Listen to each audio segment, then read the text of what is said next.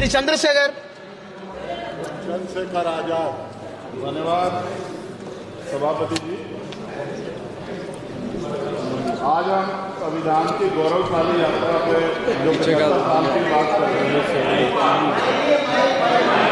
ये इनका काम है। माइक। धन्यवाद सभापति जी। आगे सर, आगे आगे। आज हम संविधान की गौरवशाली यात्रा पे बात करने के लिए चर्चा कर रहे हैं। कल से ये चर्चा चल रही है सर।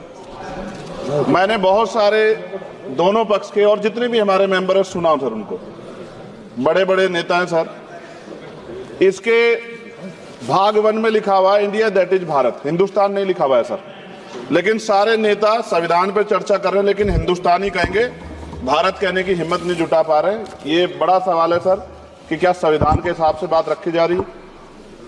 मैं धन्यवाद दूंगा फूले साहू बाबा साहब अम्बेडकर को और मेरे नेता मान्यवर साहब श्री काशीराम को। 25 नवंबर 1949 को संविधान को सौंपते हुए डॉक्टर बाबा साहब अम्बेडकर ने कहा था कि 26 जनवरी 1950 को हम विरोधाभास भरे जीवन में प्रवेश करने जा रहे हैं। राजनीतिक जीवन में तो हमारे पास समानता होगी, लेकिन सामाजिक और आर्थिक जीवन में असमानता होगी। क्या ये चुनौती आज 75 साल बाद दूर हुई है? भारत ने 26 जनवरी 1950 को संविधान लागू होने के साथ खुद को एक संप्रभु लोकतांत्रिक और गणतांत्रिक राज्य होने का ऐलान किया। लेकिन सर उस समय संविधान की स्थिति ये थी कि जैसे गांव का कोई आदमी, मैं 50 की बात कर रहा हूं, वो 50 साल पहले शहर में आ जाता और बड़े लोगों की महफिल में चला जाता, उस जहां वो खाना खा रहे हो, और वो टेबल पे नैपकिन को खा के जो है कि कहता कि ये तो फीका, क्योंकि वो जानता नहीं था, वो समझता नहीं था संविधान को, संविधान है क्या। संविधान उसके लिए महज दस्तावेज था। ये जिम्मेदारी थी राजनीतिक दलों पे कि वो संविधान को व्यवहार में लेके आते। और इसके इतने सारे आर्टिकल हैं, अगर इनको व्यवहार में लाया जाता तो मुझे लगता कि आज देश बहुत बदल गया होता। बाबा साहब ने कहा था कि लोकतंत्र भारतीय भूमि का केवल ऊपरी पोशाक है, उनके अनुसार यहाँ की संस्कृति अनिवार्य तौर पर लोकतांत्रिक है।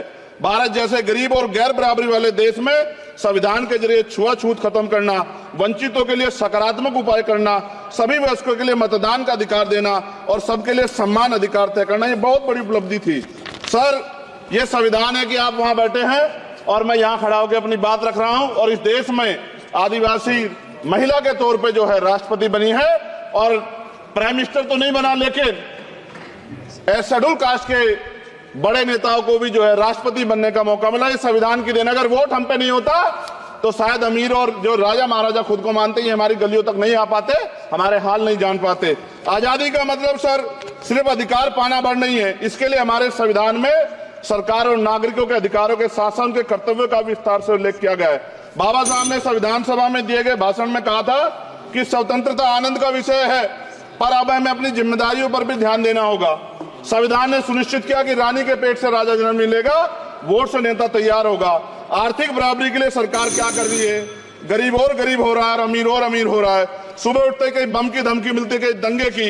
ये अमृत काल है सर या धमकी काल है? कितना बढ़ रहा है? आर्टिकल 15 सर, भारत में आज भी घोड़ी चढ़ने बैठते होती है।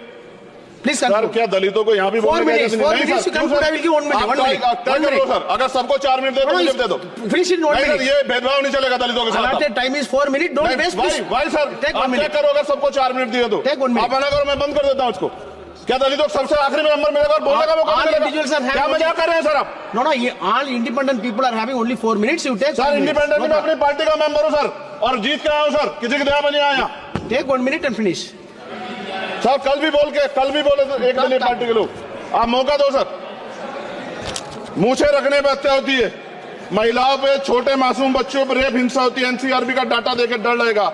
यही 1 किलोमीटर में संविधान को जला गया, और महाराष्ट्र के परभनी में अभी भी संविधान को नष्ट किया गया, उसकी कॉपी को। आर्टिकल 25-26 में संविधान में सभी को धार्मिक आजादी। कहाँ है दलितों की, मुसलमानों की, जैनों की, बौद्धों की, ईसाइयों की? छत्तीसगढ़ में सतनामी समाज को संविधान की अपनी धार्मिक आजादी के आधार पर जो है उनको अपमानित करके जेल में बंद कर दिया। संभल, अजमेर, अयोध्या सब इसका उदाहरण है। ये सरकार आलोचना डरती है। कितने लोग जेल में बंद है?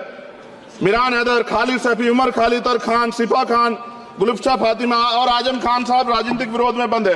सरकार यहाँ बैठी है, सरकार सामाजिक न्याय की बात करती है। बताए कितने दलित मुख्यमंत्री बना रखे आपने? 13 ज्यादा सरकार स्टेट में सरकार है। कितनी महिला मुख्यमंत्री है? आपकी सरकार ने सुप्रीम कोर्ट के आदेश के बाद रिजर्वेशन प्रमोशन में जारी नहीं किया, और ओबीसी को पॉलिटिकल रिजर्वेशन आप देंगे नहीं देंगे, आप बताने का काम करें। मैं 75 साल की गौरव यात्रा में हम एक सभ्य समाज नहीं बना पाए, इसलिए जाति आधार पर SC ST OBC के बच्चों को प्राइमरी स्कूल से लेकर उच्च संस्थानों में भेदभाव किया जाता है।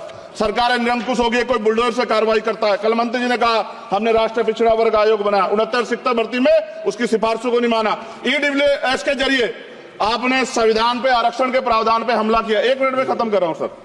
संविधान सर, न्यायपालिका में आर्टिकल 124 ये कहता है सर, ये अधिकार जो है, Sanjay sir ji please conclude sir 1 minute में प्लीज संविधान में न्यायाधीशों की नियुक्ति का अधिकार राष्ट्रपति के द्वारा होना चाहिए, अभी तक नहीं हो रही है।